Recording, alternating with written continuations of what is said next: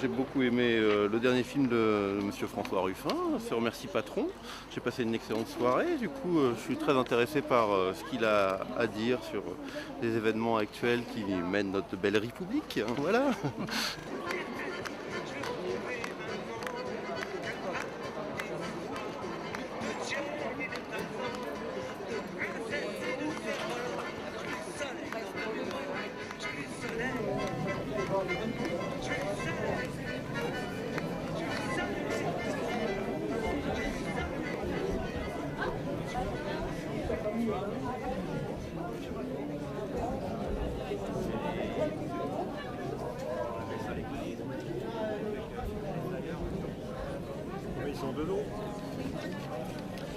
Bonjour, nous sommes en direct de Dreux et nous allons avoir l'honneur d'avoir la projection de Je veux du soleil grâce à Francis Lapeyre qui a fait venir ce film jusqu'à nous.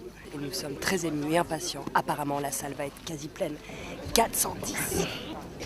Je suis là pour soutenir le mouvement des Gilets jaunes et pour soutenir le mouvement qui est en train de se passer, qui soulève le pays en espérant que ça va gagner. Et je pense que ce film est une bombe d'émotion et je suis sûre que c'est l'émotion qui mettra en mouvement la révolution, le changement. Et voilà, c'est par le rire, les larmes qu'on pourra faire changer les choses.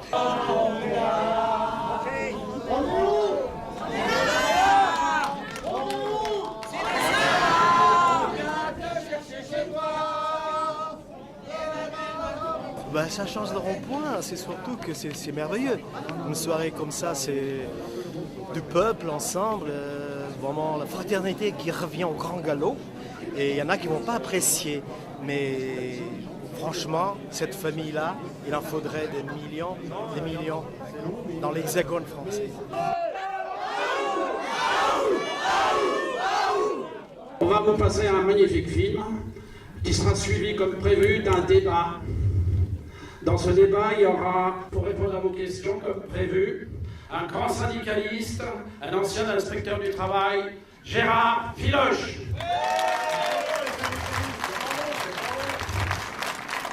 Un spécialiste des questions démocratiques et du RIC, Hakim Lowe. Un reporter de guerre qui suit les Gilets jaunes, Florent Marcy.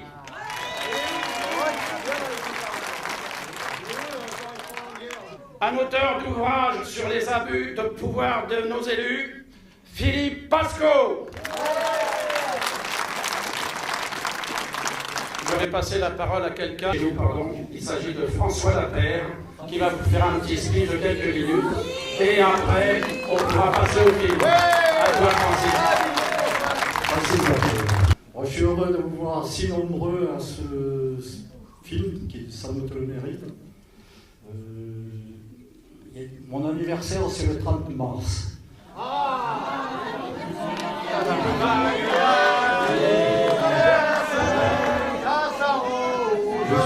Je suis né il y a très longtemps. Voilà. Et ça se voit pas. Oui. Donc il y a un mois, j'ai eu l'idée un peu prétentieuse sans doute, et je me suis dit, pour mon anniversaire, pourquoi je ne paierais pas François Ruffin, mais j'y paierai le film Je veux du soleil. Bon, voilà. C'est tout. Bon, maintenant, je vous invite à écouter un texte qui va être dit par une comédienne, qui entre autres est ma fille. Et je vous remercie de faire venir sur mon travail. La culture peut nous donner de drôles de personnes. Lundi 7 janvier 2019, au micro de Radio Classique, Luc Ferry, 68 ans, agrégé de philosophie ainsi que de sciences politiques, ministre de la Jeunesse, de l'Éducation et de la Recherche sous Jacques Chirac, y alla franco. On ne donne pas les moyens aux policiers de mettre fin aux violences.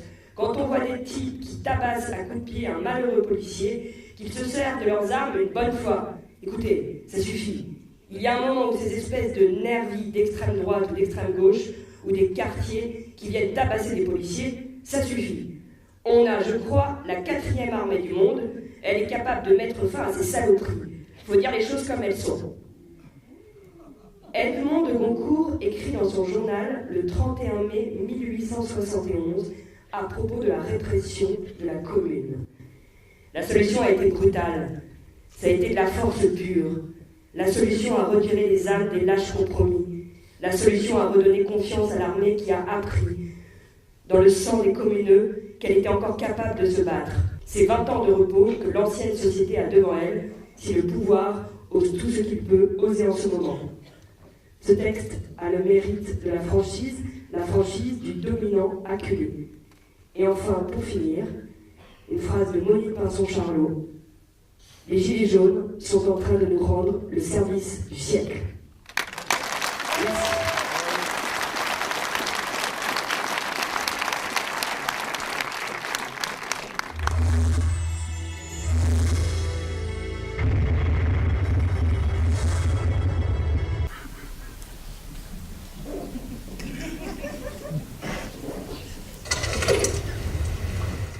On part avec le véhicule alors. Ouais.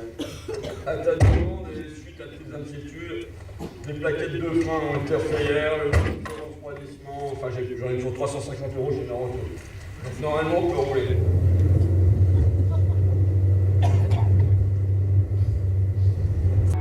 Je t'ai gardé dans mon cœur.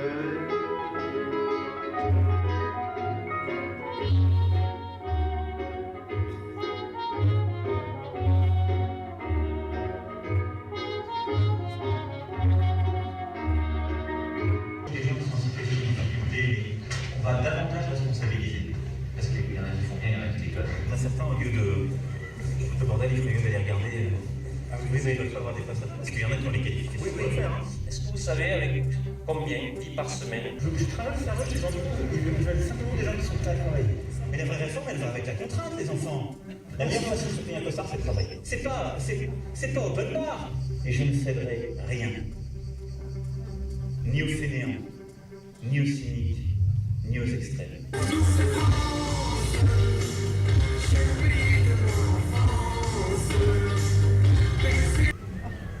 Mais nous avions fini lâchement par nous y habituer. Mon seul souci, c'est vous. Mon seul combat, c'est pour vous. Notre seul combat.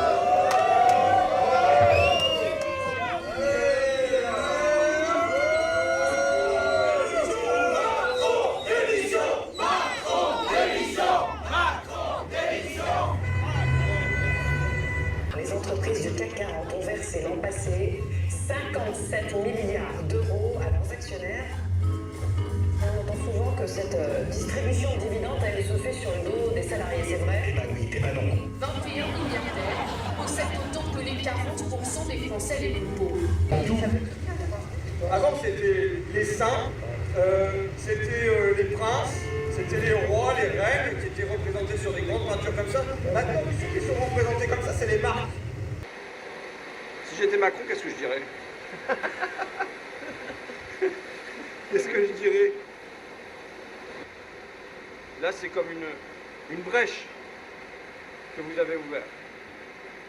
Une brèche dans vos consciences, une brèche dans les consciences de ceux qui l'ont vécu, mais de ceux qui l'ont vu, une brèche dans les consciences de tous les Français, une brèche dans ma conscience à moi aussi, de président de la République, une brèche ouverte avec du soleil derrière. Et moi, comme président de la République, je veux vous dire que ce soleil, vous y avez tous droit. Un Père Noël pour Cendrillon sans escapin du soleil. Je dis soleil, je dis soleil. 2, 3, 4.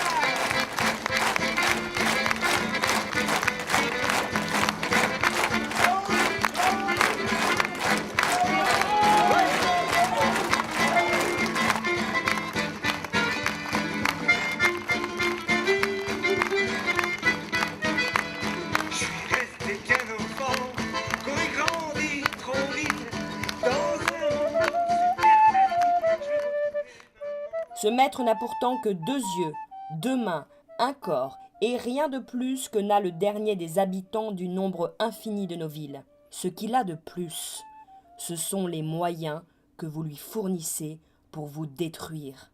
Comment oserait-il vous assaillir s'il n'était d'intelligence avec vous? Quel mal pourrait-il vous faire si vous n'étiez les receleurs du larron qui vous pille, les complices du meurtrier qui vous tue et les traîtres de vous-même. Mais tu te prends pour qui, toi ?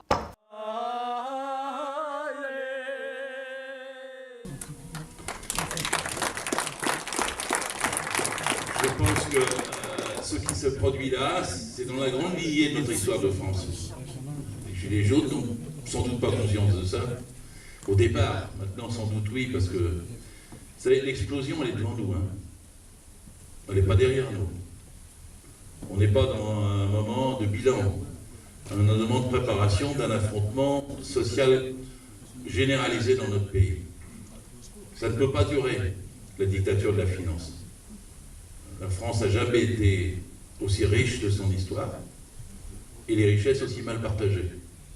Que personne ne croit qu'il n'y a pas d'argent. Une des formules de Macron, c'est de dire qu'il n'y a pas de trésor secret. Et il y a 100 milliards de fraude fiscale. Rien qu'en récupérant ça, on va tous mieux. On a du bonheur.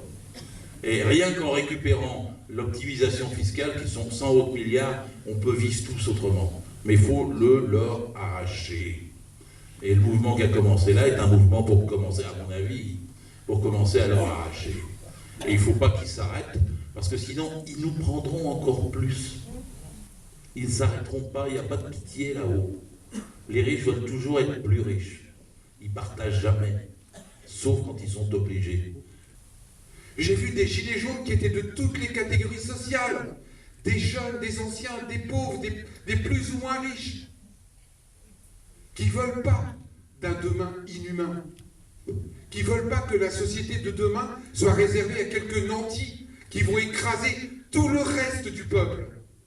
Je ne comprends pas que Macron ne voie pas ça, qu'ils osent dire que ça n'existe pas, que ce n'est que des minorités, que ces gens-là sont de la crotte de boudin.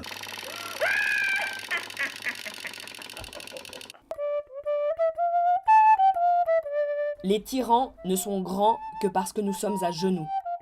Soyez résolus de ne servir plus et vous serez libres. Mais tu te prends pour qui, toi ? Je vais te montrer de quel bois je me chauffe.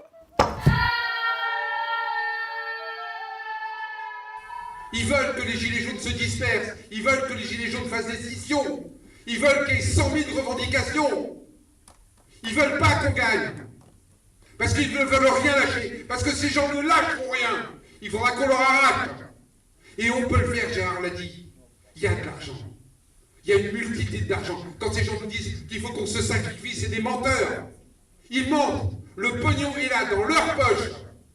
Ben, vous voulez que je vous dise, on va aller le chercher. Pendant que nous sommes en train de parler, pendant que ce mouvement est en train de se passer, il se passe énormément de choses à l'Assemblée nationale, énormément de choses au Sénat, énormément de choses au gouvernement. Il passe des choses en force, en vitesse, à 4 h du matin, à 5 h du matin, sans que personne ne soit informé.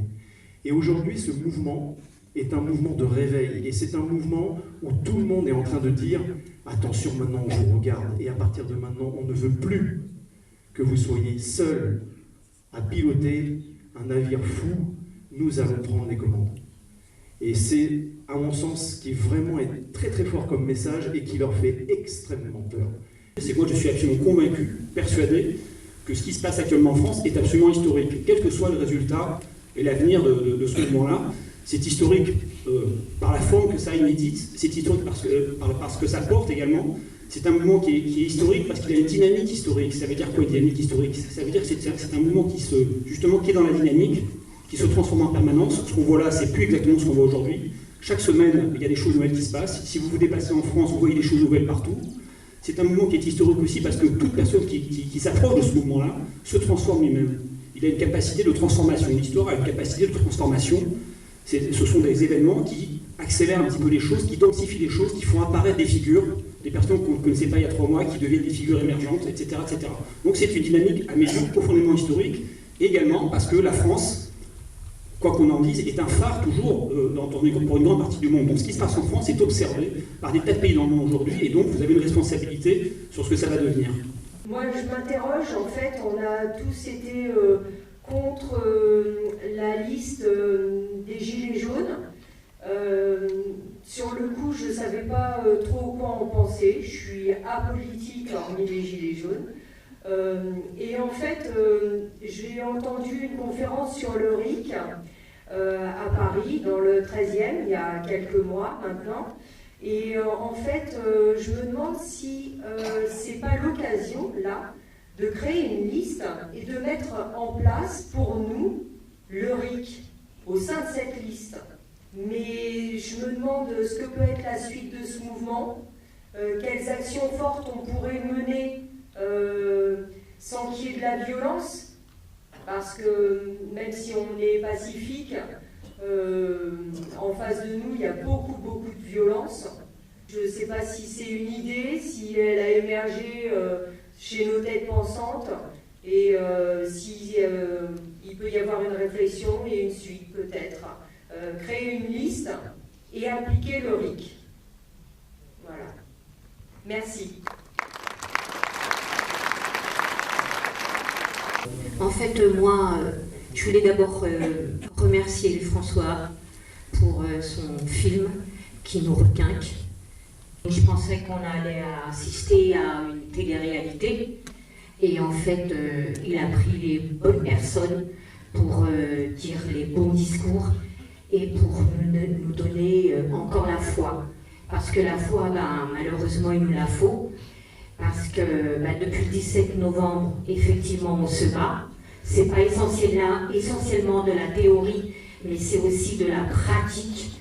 Toutes les semaines, on est sur les manifs. La dernière de Caen, je vous avoue que j'avais des craintes, j'ai eu la trouille, j'avais peur. Parce que les médias, les forces de l'ordre, on nous avait dit que maintenant il y a des amendes, maintenant on peut nous incarcérer pour 24 heures, pour 48 heures, pour 56 heures, on peut nous casser la tête, enfin bref. Donc ce samedi-là, franchement, j'ai eu peur. Mais la vraie révolte, je pense que ça serait plutôt leur dignité et la faim. Parce que dans le film, on voit que la plupart des gens, c'est la faim. Ils ne peuvent pas vivre de leur salaire. Et ce que veulent les gens, c'est ne plus aller pleurer auprès de l'assistante sociale pour payer leur loyer. Ils ne veulent plus jouer les causettes auprès d'EDF pour échelonner leur paiement d'électricité. Et ils ne veulent plus aussi attendre Noël pour faire des cadeaux à leurs enfants. Parce que les cadeaux qu'ils offrent, ils veulent que ça soit eux.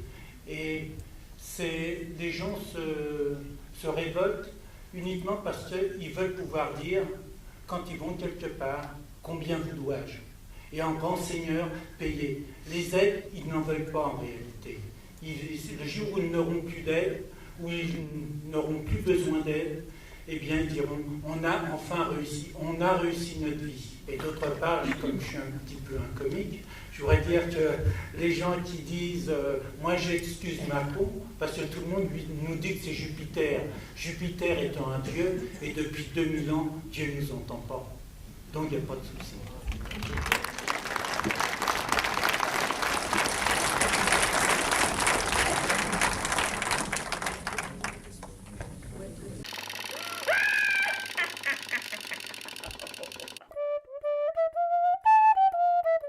Le laboureur et l'artisan, pour asservi qu'il soit, en sont quittes en obéissant. Mais le tyran voit ceux qui l'entourent coquinant et mendiant sa faveur. Il ne faut pas seulement qu'il fasse ce qu'il ordonne, mais aussi qu'il pense ce qu'il veut. Mais tu te prends pour qui, toi? C'est que le capital veut plus. Et nous ne voulons pas nous faire déposséder. Ils nous ont déjà tellement abaissés, et c'est pour ça que tout le monde ne peut pas vivre. Il y a 9 millions de gens qui sont en dessous de 900 €. Il y a 50% des salariés qui sont en dessous de 1700 €. Et 98% des salariés gagnent moins de 3200 €. Il n'y en a que 2% qui gagnent plus. Et entre 900, 1800 et 3200, on ne vit pas de la même façon. Mais c'est assez resserré en échange de notre travail. Parce que notre travail, il fait vivre tout le pays. Dans une entreprise, ce n'est pas le patron qui fait vivre l'entreprise, c'est les salariés.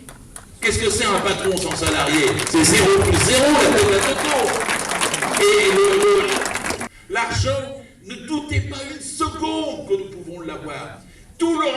c'est de mentir là-dessus. De dire qu'on ne peut pas, qu'il ne faut pas, qu'on ne peut pas distribuer, alors que toute notre bataille, c'est de leur prouver qu'on peut, qu'on doit et qu'on va distribuer. Vous embauchez 2000 inspecteurs des impôts et 100 hackers, comme dans les films, uniquement destinés à traquer l'argent, comme de tous les Cahuzac, et vous récupérerez les 100 milliards. Les parias, ce n'est pas les salariés, les parias, ce n'est pas les retraités, les parias, ce ne sont pas les personnes qui sont handicapées, les parias, ce ne sont pas les jeunes, les parias, ce sont les gens, les politiques qui nous mènent la danse depuis 40 ans. On ne veut plus de cette soupe. C'est fini. C'est-à-dire que de toute façon, la Constitution telle qu'elle est construite aujourd'hui, elle nous pourrit la vie. On a donné le pouvoir au gouvernement. L'article 2, l'article 3 qui se contredit. L'article 2, le pouvoir du peuple par le peuple pour le peuple. Mon cul, oui, puisque l'article 3, de toute façon, donne le pouvoir au gouvernement en place. Donc il faut arrêter les conneries, il faut ressaisir tout le monde, et puis se dire comme ça, non seulement c'est pas le gouvernement qu'il faut descendre, c'est aussi la Constitution, et refaire un 89. Le résultat, il est là, il n'est pas ailleurs. Ce que ce mouvement a fait, c'est qu'aujourd'hui, et d'ailleurs il a été dit dans le documentaire, des gens commencent à s'intéresser à la politique. Attention, le mot politique n'est pas sale, c'est les politiciens, c'est la politique politicienne qui est sale. Faire politique, ce que les Gilets jaunes ont décidé de faire, c'est reprendre la politique, refaire de la politique, c'est-à-dire du lien social. Lorsque vous vendez la Française des Jeux, lorsque vous vendez à Aéroport de Paris, vous vendez le capital de la nation pour pouvoir justement financer des choses. En le vendant, dans 2 ans, l'argent que pouvaient rapporter tous ces éléments ne reviendra plus à la nation. Et lorsqu'un nouveau gouvernement, et quand bien même serait-il horizontal, celui que vous auriez décidera de racheter ADP, on va lui revendre 10 fois son prix. Et dites-vous que des choses comme ça se continuent, et elles se continuent chaque jour. Et si nous ne combattons pas sur le domaine juridique, et si nous n'empêchons pas des lois injustes de passer, et si nous ne sommes pas capables de proposer nos propres lois, ou de révoquer des gens, ce que propose le RIC, nous serons dans la même situation dans 2 ans, et on se revoit, et on sera peut-être même dans des situations pires que celle-ci. Alors que faire? Sinon une Europe des travailleurs avec tous, mais avec les mêmes droits. C'est-à-dire qu'il faudrait qu'on ait une possibilité de pouvoir communiquer avec tous les pays, surtout les pays de l'Est à l'époque actuelle, qu'on est en train d'essayer d'acheter, les dirigeants, pour rejoindre l'Union européenne. Mais si nous, on peut arriver à se contacter les ouvriers étrangers, avec les mêmes droits, de façon à ce que tout le monde ait les mêmes droits. C'est ça l'important, c'est que tout le monde ait les mêmes droits. Parce que si on reste comme on est, il y aura toujours cette différence du social en France, des salaires qui seront peut-être plus élevés, mais il y aura toujours cette main-d'œuvre en dessous de la nôtre qui sera non considérée et beaucoup moins payée et qui jettera tout le temps cette différence sur laquelle il se passe à l'époque actuelle, aujourd'hui même, chaque travailleur peut le concevoir, les usines foutent le camp parce que les travailleurs étrangers sont moins payés, et ça continue, et ça continuera si on n'arrive pas à faire une union des travailleurs et non pas une union du capital. Alors je voudrais savoir ce que vous pouvez proposer. On a eu des révolutions, mais on a eu aussi des massacres. Et pour moi, les Gilets jaunes, ça risque de... C'est une révolution. Mais il faudrait nous dire la façon de nous protéger contre ce capitalisme qui est assassin et qui nous a déjà assassinés en 1789, en 1830, en 1848, en 1870, en 1948 et aussi en Martinique. Donc ces gens-là, c'est des loups et des monstres. Moi, ce que je veux, c'est que les gens dans cette salle soient protégés contre cette oligarchie et nous dire les armes pour nous défendre. C'est vrai qu'ils menacent. Enfin, toute la politique, c'est une politique de terrorisme low cost qu'ils font depuis 4 mois, pour qu'on ait peur. Le jour, j'étais à Paris à côté d'une camarade qui est une militante exceptionnelle que je connais depuis très longtemps, et elle me dit, oui, mais je dis, il faut aller aux manifs, j'y vais et tout. Mais j'interdis à mon fils de 20 ans d'y aller, parce que j'ai peur. C'est ça qu'ils ont réussi, c'est à faire peur. Et s'il y a moins de manifestants, c'est parce qu'ils ont réussi ça. C'est d'une brutalité sans précédent. Il faut remonter à la guerre d'Algérie et peut-être effectivement à 47 pour pouvoir trouver des choses comme ça. Mais en même temps, nous, qu'est-ce qu'on a, nous? La masse. Eux, c'est la casse. Nous, c'est la masse.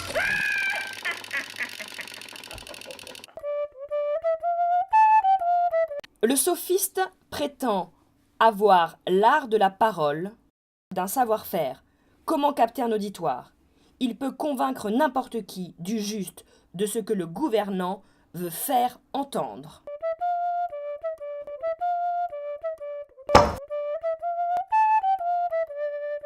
Le CICE, c'est 40 milliards. La flat tax, c'est 5 milliards. La fraude au cum-cum, c'est 57 milliards sur l'Europe. Et je peux vous en citer encore plein. Donc de l'argent, il y en a, et c'est un mensonge d'État quand on vous dit qu'il n'y a pas d'argent.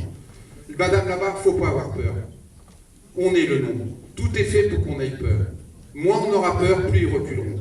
Mais c'est vrai que ça ne va pas se faire dans la gentillesse.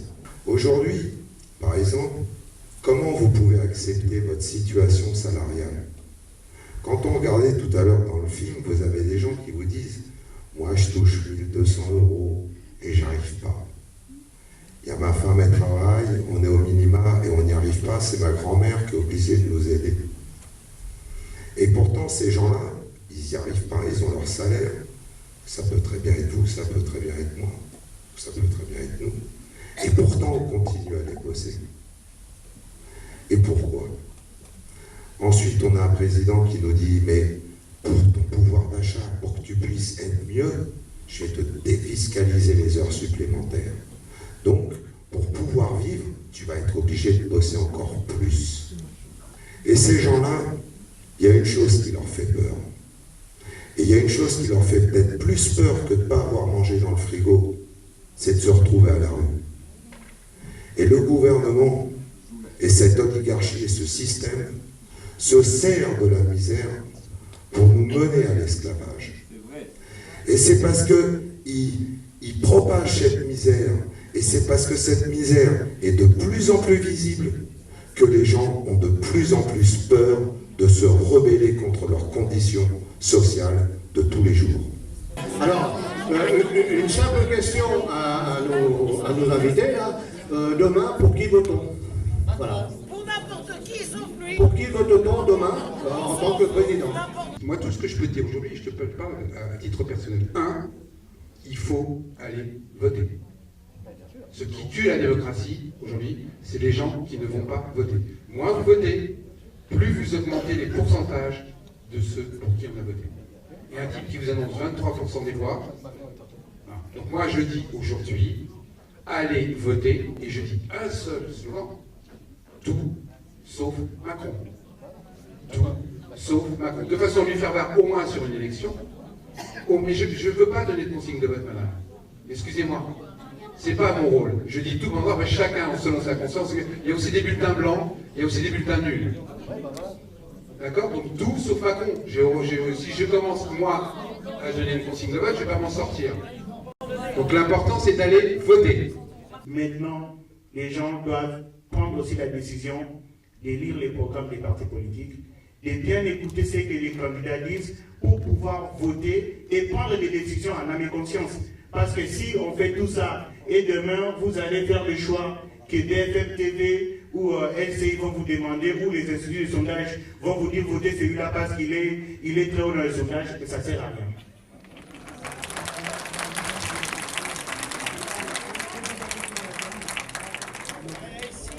Tu me poses la question sur Macron. Non seulement il faut chasser Macron, mais je dis une chose, il faut chasser la notion de pouvoir personnel. Moi, en 62, par un référendum, et il a été proposé d'élire un président de la République. J'avais 17 ans, je me suis dit intuitivement, c'est pas possible, on élit un roi. Et c'est contradictoire. La première chose, c'est de ne pas d'écarter Macron, mais de supprimer l'idée d'un président au suffrage universel. Le pouvoir collectif est supérieur au pouvoir personnel. Et là, nous avons affaire à un pouvoir personnel, autoritaire, concentré. Il faut le remplacer par toutes les formes d'assemblée que nous pouvons. À la commune, au département, à la région, à l'assemblée, avec des députés élus, à la proportionnelle, dans les petites circonscriptions. Merci, et qu'on peut contrôler. Merci, on l'applaudit bien fort. Personne qui veut parler. Merci.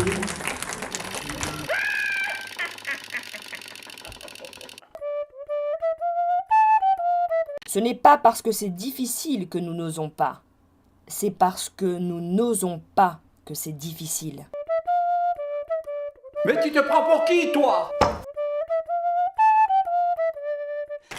Oui, je vous explique que la retraite par points, c'est une retraite égalitaire. C'est un mensonge d'État de plus. La retraite par points, c'est un mensonge. C'est une retraite égalitaire vers l'appauvrissement des retraites. Avec les points, quand ils vont les payer moins cher, etc., les gens ont l'impression d'être égalitaires, mais sans que vous le sachiez, la retraite va diminuer. C'est des faux problèmes. Et ils vous apportent des fausses solutions en vous faisant croire que c'est comme quand ils vous suppriment les cotisations sur votre paye. Quand ils vous suppriment les cotisations sur votre paye, vous avez l'impression d'avoir un acquis de 50 balles de pouvoir d'achat. Et puis demain, quand vous allez payer votre mutuelle, pour vous faire soigner un doigt, une dent tous les 10 ans, on vous demandera 200 €, 300 €. Et là, vous ne pourrez pas payer, ceux qui pourront payer pourront se faire soigner, et les autres n'auront plus qu'à crever. Donc ne vous laissez pas manipuler par ce qu'ils vous disent. Parce que leur seul truc, c'est de transférer les cotisations sur l'impôt. Et sinon, je me pose aussi des questions concernant la mise en place d'un RIC. Comment ça peut se faire de manière, on va dire, légale, sans effusion de sang, comme parlait notre collègue de tout à l'heure, parce que je ne vois pas comment l'Assemblée nationale et les sénateurs vont se laisser dépouiller de leurs privilèges. Les Gilets jaunes, ils ne sont pas en quête seulement de solutions, ils sont en quête d'une adhésion, ils sont en quête de ce que la société va aller avec eux, les soutenir sur les ronds-points, dans les manifs, pour emporter le morceau. Parce que là, je vois beaucoup de gens qui sont déjà en train de négocier ce que nous n'avons pas encore gagné.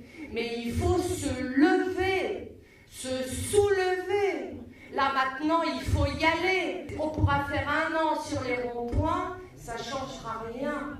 Fondamentalement. Et les sachants, ils peuvent nous dire ce dont on a besoin, on le sait déjà, parce qu'on discute sur les ronds-points, parce qu'on sait les choses, parce qu'on lit les journaux, parce qu'on regarde Internet. Donc on le sait. Donc maintenant, il faut y aller. Il me semble que dans l'élection présidentielle, il y avait un parti qui portait tout le programme, ou 75% on dit, du programme des Gilets jaunes, des revendications. Ce parti, vous le savez, a échoué. Donc, je vous pose la question, qu'est-ce que vous en pensez, vous? Donc, si les riches partent, c'est pas un problème. Et il faut s'inspirer aussi de beaucoup de partis, beaucoup d'idées. Il y a beaucoup de choses à prendre un peu partout. L'impôt universel, par exemple, qui vient des États-Unis, pourtant, c'est pas le pays le plus communiste qu'on connaisse, qui est une manière de prendre de l'argent, où qu'il soit, si les riches veulent partir, c'est pas un problème, on fera revenir l'argent. Donc les revendications ont toute leur place. Il n'y a pas de solution miracle, c'est l'unité, le nombre. Donc si vous n'êtes pas massif, vous n'êtes rien. Formez un groupe, soyez unis, cohérents. Et croyez-moi qu'en face de vous, ils verront votre force. Et c'est parce qu'aujourd'hui, ils voient qu'on est totalement désunis, qu'on est totalement les uns contre les autres, à pinailler, à faire des choses. C'est un boulevard pour eux. Ils s'amusent. Un bonheur. Et quand bien même ils sont 1000, ils s'amusent avec ça. Donnons-nous un rendez-vous hebdomadaire. Par exemple, c'est une proposition que je fais. Chaque samedi matin, donnons-nous rendez-vous ici, devant ce cinéma. Et des quartiers, du nord, du sud, descendez, venez nous voir et discutons, faisons nos projets, préparons notre avenir. Merci. Ceux d'aujourd'hui qui, avant de commettre leurs crimes les plus graves, les font toujours précéder de quelques jolis discours sur le bien public et le soulagement des malheureux.